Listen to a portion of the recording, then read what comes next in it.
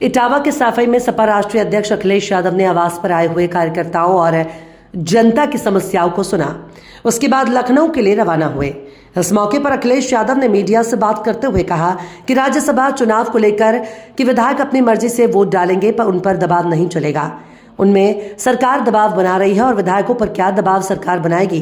ये तरीका सरकार का काम करने का, लोगों को डराना धमकाना, एजेंसियां लगा देना, पुराना केस निकाल कर उसमें दबाव बनाना, ये सब कुछ चलने वाला नहीं सरकार में। लेकिन सरकार नौजवानों के भविष्य से खिलवाड़ कर रही है। सरकार नौकरियां निकलवाती है और जानबूझकर ही पेपर लीक कराती है। जब उत्तर प्रदेश में पहली बार पेपर लीक हुए थे उसी समय कार्रवाई हो गई होती। आज तो सिर्फ डायलॉग चल रहे हैं। अगर पहले ही कार्रवाई हो गई होती तो नौजवानों को नौकरियां मिल गई होती।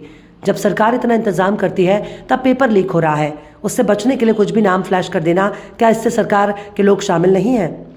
सरकार की नीयत है नौकरी ना देनी पड़े। नौकरी देनी पड़ी तो बजट देना पड़ेगा और बजट है नहीं। नौकरियों के बहाने सरकार जो पैसा इकट्ठा कर रही है उनका भी इस्तेमाल कर रही है। लोकदल नेता राठी की हत्या को लेकर कहा कि वो अलग बात है। उत्तर प्रदेश में सबसे बड़ा सवाल यही है कि पेपर लीक हुआ है। सरकार इससे भाग नहीं सकती। सरकार की जिम्मेदारी है सुरक्षित पेपर कराने की। रिकॉर्ड बनाने के चक्कर में सरकार ने पेपर लीक करा दिया। राहुल गांधी के साथ रोड शो पर क्या कहा? ये जन समर्थन बढ़ेगा। नौजवान व्यापारी हर वर्ग के लोग सरकार को हटाना चाहते हैं। उसमें सरकार दबाव बना रही है। विधायकों पे दबाव क्या बनाएगी सरकार? और ये सरकार का तरीका है काम करने का। लोगों को डराना, लोगों को धमकाना, एजेंसियां लगा देना, या कोई पुराना केस हो उसको निकाल करके उस पर दबाव बनाना, ये सब कुछ चलने वाला नहीं है इस चुनाव में। ये बात तो चुनाव की हो गई। लेकिन नौजवानों के भविष्य से खिलवाड़ कर रही है सरकार। पहले तो नौकरियां नहीं निकल रही यहाँ पर, और जो निवेश के बहाने रोजगार की बात थी वो रोजगार भी नहीं मिल रहे। और अगर नौकरियां निकालती है सरकार तो सरकार ही जानबूझ करके पेपर लीक कराती है। अगर पहली बार जब उत्तर प्रदेश में पेपर लीक हुए थे उसी समय कार्रवाई हो गई होती। आज तो डायलॉग चल रहे हैं, अखबारों में देखिए डायलॉग हैं, सरकार के डायलॉग हैं। अगर पहले दिन ही कार्रवाई हो गई होती तो नौजवानों को नौकरियां मिल गई होती, नौकरियों के ये पेपर लीक नहीं होते। 60 लाख के लगभग नौजवान इससे परेशान है।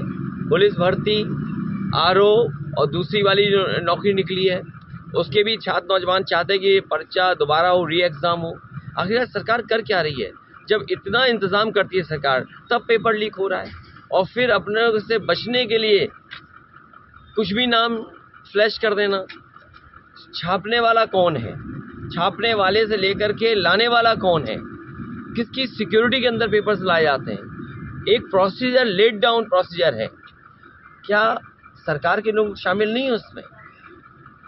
तो सीधा आरोप है कि सरकार के लोग ही शामिल हैं जिनकी वजह से पेपर लीक हुआ है।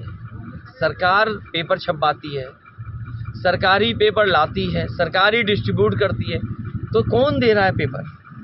ये तो सवाल आपको सरकार से पूछना चाहिए। तो इसके पीछे मंशा क्या होगी सरकार की? सरकार की नीयत ये है कि नौकरी नहीं देनी पड़े उन्हें।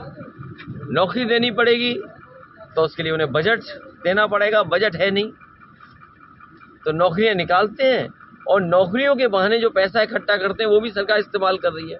कई सौ करोड़ रुपया इकट्ठा हुआ होगा। तो छात्र नौजवान जो गरीब है वो ज़मीन बेच करके या अपना किराए पर लेकर के, उधार लेकर के पैसा तब नौकरी के लिए आया है, फॉर्म भरा उसने। और सरकार ने कितनी नौकरियां दी होंगी अभी तक? और अग्निवीर जैसी व्यवस्था कौन स्वीकार करेगा?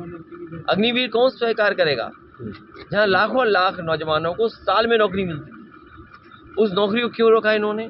टेम्पररी नौकरी क्यों रखी इन्होंने? दिन दहाड़े राष्ट्रीय लोकदल के नेता राठी जी की हत्या हो गई है, किस तरीके से देख रहे हैं? देखिए, वो अलग बात है। फिलहाल उत्तर प्रदेश के लिए जो पेपर लीक हुआ ये सबसे बड़ा सवाल है।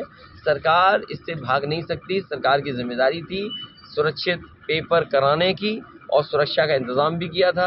रिकॉर्ड बनाने के चक्कर में पेपर लीक सरकार ने करा दिया। जिस तरह से कल आप आगरा में भी रहे राहुल गांधी के साथ में, किस तरह का जन समर्थन देखने को मिला है? ये जन समर्थन बढ़ेगा क्योंकि किसान, नौजवान और व्यापारी और हर वर्ग के लोग इस सरकार को हटाना चाहते हैं। 2017 में भी गठबंधन हुआ था, 2024 में किस तरीके से देख रहे हैं? जिंदाबाद जिंदाबाद। खबर सिर्फ सच की।